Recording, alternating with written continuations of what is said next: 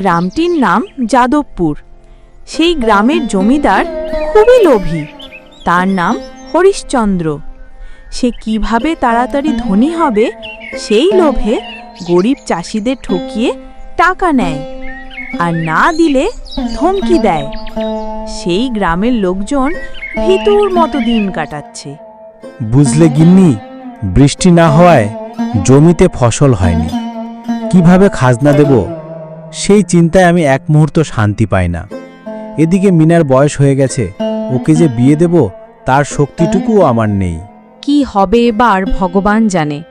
সময় মতো খাজনা না দিলে জমি বাজেয়াপ্ত করে নেবে, আর টাকা ধার নিলে তার দ্বিগুণ দিতে হবে। কখনো তো মন বলে ওঠে এই গ্রাম ছেড়ে চলে যাই, কিন্তু এই গ্রাম আমার জন্মমাটি, স্মৃতি। এই মাটির ঘ্রাণ আমাকে আটকে দিয়েছে গিন্নি, আর এই ঘর আমার পিতৃসম্পদ। হায় ঈশ্বর, এই গ্রামের কি যে হবে। গ্রামের একটি গাছের নিচে দাঁড়িয়ে গরিব চাষিরা কি করে জীবনযাপন করবে সেই চিন্তায় চিন্তিত। আর ওদিকে লোভী জমিদার কিভাবে আরও টাকা আয় করবে সেই চিন্তায় সে মগ্ন।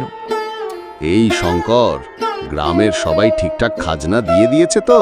আজ্ঞে মালিক, সবাই দেয়নি, কয়েকজন রয়েছে তারা দিতে পারেনি। কেন রে, কেন দিতে পারেনি? মালিক, ওদের জমিতে এবার বৃষ্টির জন্য ভালো ফসল হয়নি, যার জন্য ওরা দিতে পারেনি। বুঝলাম। ওরা কে? ওদেরকে খবর পাঠা আমার সাথে দেখা করার জন্য। মালিক, হারু, পঙ্কজ, হরি, বিজয় এরা এবছর খাজনা দিতে পারেনি। ঠিক আছে, আমি ওদের এক্ষুনি খবর পাঠাচ্ছি। শঙ্কর বেরিয়ে গেল সবাইকে খবর পাঠাতে। সে হাঁটতে হাঁটতে হঠাৎ দেখতে পায় গাছের নিচে সবাই জড়ো হয়েছে।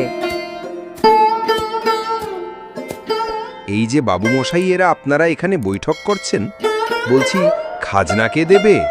জমিদার মশাই সবাইকে ডেকেছেন দেখা করার জন্য। ভাই শঙ্কর, তুমি তো দেখেছো আমাদের জমিতে এইবার ফসল একেবারেই হয়নি।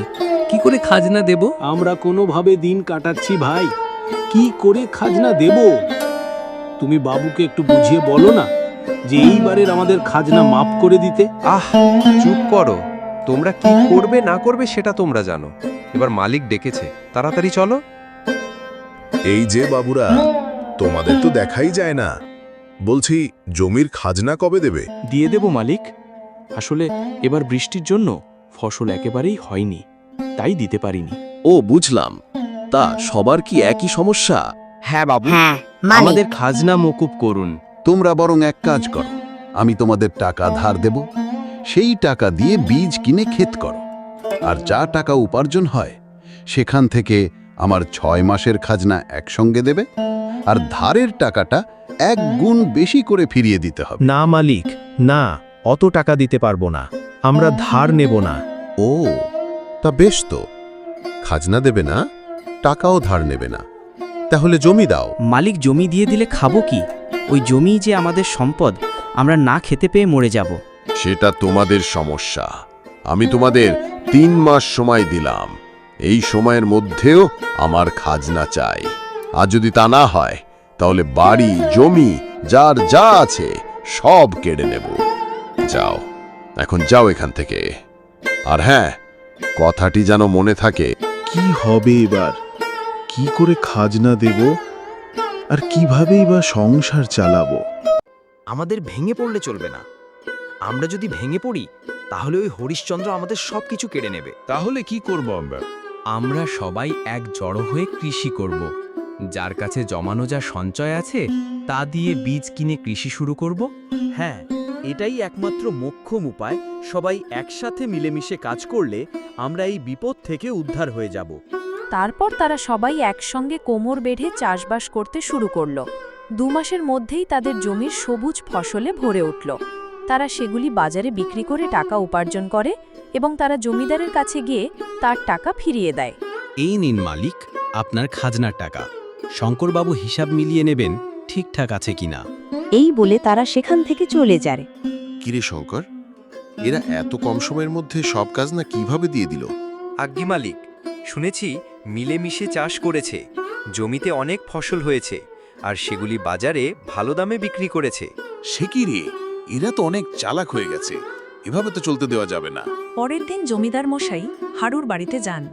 হারু, হারু, শুনেছি তোর জমিতে এবার খুব ভালো ফসল হয়েছে। শোন, আমি তোর সব ফসল কিনবো আর প্রতি কেজি 10 আনা করে দেব। কিন্তু মালিক, বাজারে তো সবজির কেজি 1 মোহর করে। হারু, তুই আমার কথার পর তর্ক করছিস? তোর এত বড় সাহস! এই হারু মালিক যা বলছে রাজি হয়ে যা, না হলে খারাপ হবে। ওরা জোর করে ওর সব সবজি কম দামে কেড়ে নিয়ে যায়। হারু মনের দুঃখে বাড়ি ছেড়ে অনেক দূরে এক জঙ্গলে পৌঁছায়। সেখানে এক সন্ন্যাসীর সাথে তার দেখা হয়। কিরে হারু, মন খারাপ? আপনি আমার নাম কি করে জানলে? আমি সব জানি। যাদবপুর গ্রামবাসীর ওপর ওই দুষ্ট লোভী জমিদার অনেক অত্যাচার করেছে। ওর হিসেব এবার আমি করব। হরিশ্চন্দ্র, তোকে আমি শেষবারের মতো বলছি, শুধরে যা। দেখ শঙ্কর, এক সাধু আমাকে হুমকি দিচ্ছে। আমি শেষবারের মতো বলছি, যদি তুই আমার কথা না শুনিস তাহলে আমি তোকে কুকুর বানিয়ে দেব। আমাকে কুকুর বানাবে?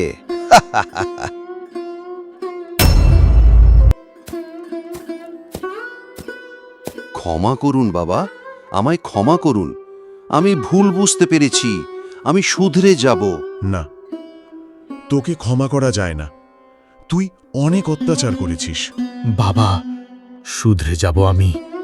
আমি লোভে এতটা অন্ধ হয়ে গিয়েছিলাম, বুঝতেই পারিনি। আমি কথা দিচ্ছি, যার যা কেড়েছি সব দিয়ে দেব, আর বাকি জীবনটা সবার উপকার করব, সেবা করব। সন্ন্যাসী আবার ওকে মানুষরূপে ফিরিয়ে দিলেন। গল্পটি থেকে এই শেখা হয় যে অতি লোভ ভয়ঙ্কর। সর্বদা ন্যায় পথে চললে জীবনে অবশ্যই উন্নতি লাভ হয়, আর পাপের রাস্তায় চললে শুধু শাস্তি।